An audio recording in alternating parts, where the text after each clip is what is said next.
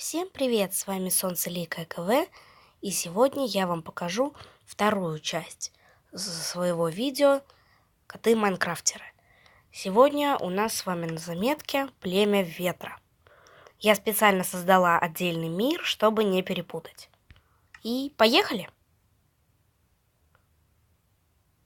Ждем, пока прогрузится.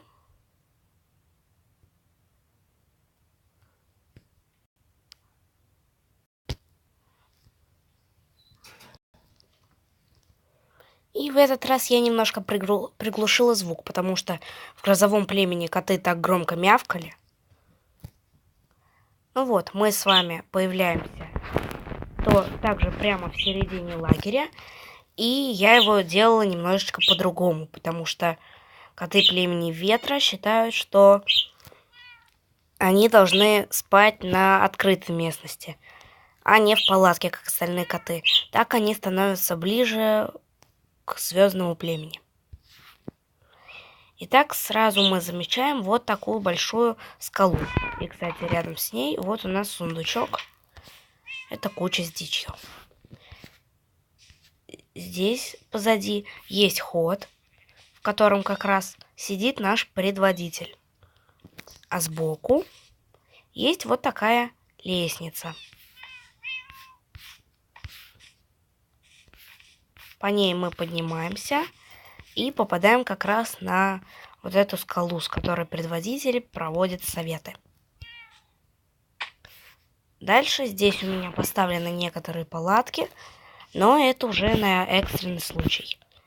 Например, вот здесь палатка старейшин, так как они не могут жить, продуваемые всеми ветрами.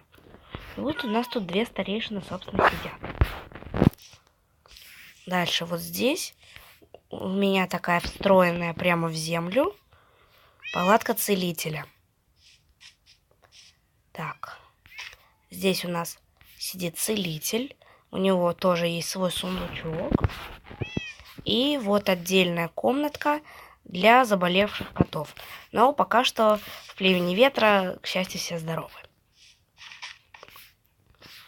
Дальше я здесь сделала вот такую вот огородку из люков, чтобы котята не выбегали. Но мы туда можем спуститься.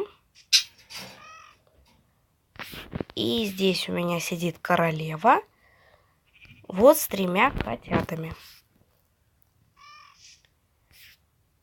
И, в общем-то, также мы из этой детской можем выйти. И все здесь закрыть. В общем, у меня вот такой получился небольшой лагерь. И вы, наверное, спрашиваете, почему нет воинов. Ну, у меня простой ответ. Разошлись все по патрулям. Кто-то охотиться пошел, кто-то границу обследовать. Ну что ж, если вам понравился лагерь, то ставьте мне пальчики вверх и пишите комментарии. Тогда я покажу 3-ю часть. В следующей части будет лагерь речного племени. А с вами была Солнцеликое КВ. Всем пока!